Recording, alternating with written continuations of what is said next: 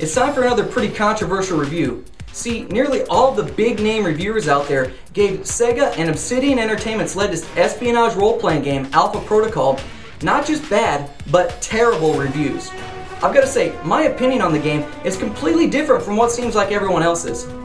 While there are some flaws and the graphics are a little dated, the concepts and execution of the way that you control the story is just amazing, and to me completely makes up for the things that have been highly criticized. I loved playing through the game, and it's a shame that I don't have time to play through it again, but I'll get to that shortly.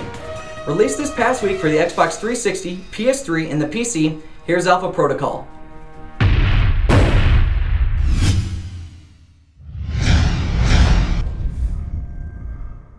Essentially, you play as rookie agent Michael Thornton, the newest member of the US government's secret agency Alpha Protocol. This is the name given to an organization of agents that act on their own in the best interests of the United States, while not holding the country responsible for their actions. A US passenger plane is shot down with the new high-tech missile system over American ground, and you've got to investigate who the hell shot it down and where they got these missiles. You're sent to Saudi Arabia on a lead to get more information and to find out the motives of the attackers. Something goes wrong and you're forced to go rogue and follow some leads to Rome, Moscow, and Taipei, with only the assistance of another team member, which actually reminded me a lot of the show 24, where Chloe is helping Jack Bauer remotely. Really, the story's wonderful. You're dealing with multiple corrupt governments and the private corporations that influence them, and you have to deal with a multitude of James Bond-like situations that you truly are in control of, and events and even levels unfold differently based on how you choose to play through the game. You'll even get a shot at a little office romance, and if you're as pimp as me, a little side action as well.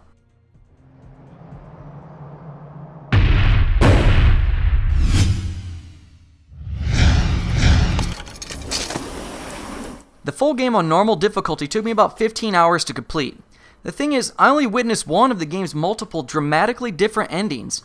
See, all of your actions completely influence how the game's story unfolds for you. Unlike other decision-based games like Mass Effect, there aren't perks for going completely Renegade or Paragon. You can truly play however you like, and good to some people and bad to those you don't like. There are many different ways to handle every situation, and this is reflected through both your dialogue and even how you take down enemies. You might use tranquilizer darts and non-lethal hand-to-hand combat to take down some foes as to not draw as much attention from the media, or you can go in guns a-blazing and kill everything in sight to ensure everyone knows who you are. You can also interact with key players and be suave, professional, or aggressive to build different rapport with each. The game is single player and there's only a campaign mode. There are no additional gameplay modes to unlock, but I think that's fine considering you've got 15 hours per playthrough and so many different endings. You're gonna get your money's worth. Ah, American. CIA. I am surprised I did not hear you in Moscow. I'm on vacation.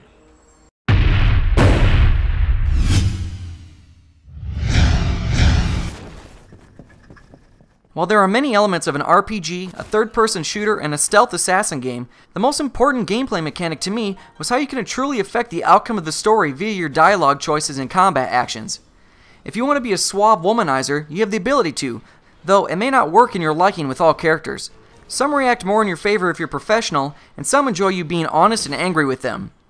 There's a limited character customization screen where you can modify your appearance at any time in-game between the levels. In the beginning, you'll select an initial class that will give you points in specialized areas of focus like pistols, assault rifles, stealth, and gadget usage. What you choose really doesn't matter though, because as you gain levels, you can assign points into any category you want, allowing you really deep character customization. After your first operation, you'll also choose a specialization, which opens up additional skill sets for you to max out. This is not an open world game, as missions are started and ended from your safe house in each city.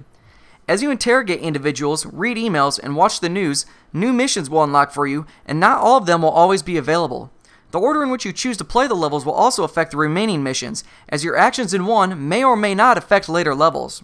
From your safe house, you'll also be able to purchase additional equipment from the black market, assuming you've made proper contacts with criminals in the area, and you can upgrade and customize all weapons and armors to suit your liking.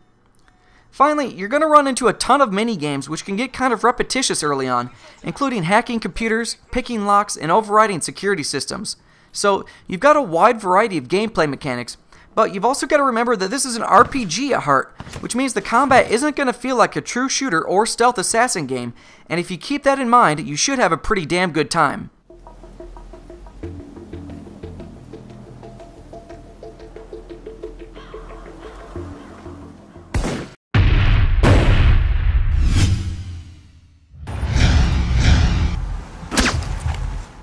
I think likely that the presentation is one of the weaker aspects of the game.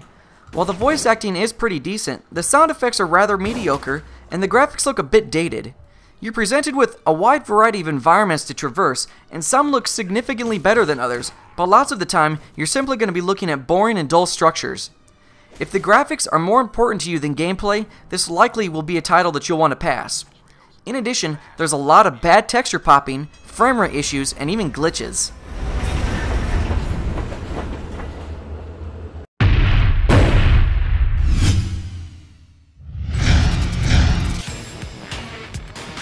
My first thoughts of the game were that it reminded me a lot of Prison Break, with a third-person approach and lots of hacking and lockpicking minigames.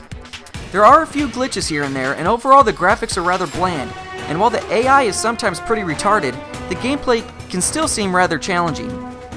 You're going to have a lot of mechanics to give you a wide variety of things to do, but the most important aspect, and certainly the most entertaining to me, was the way that your actions and dialogue affect the outcome of the story, and the way that the events unfold for you. You could really play this game many times and have a completely different story every time, which is something more developers should look into.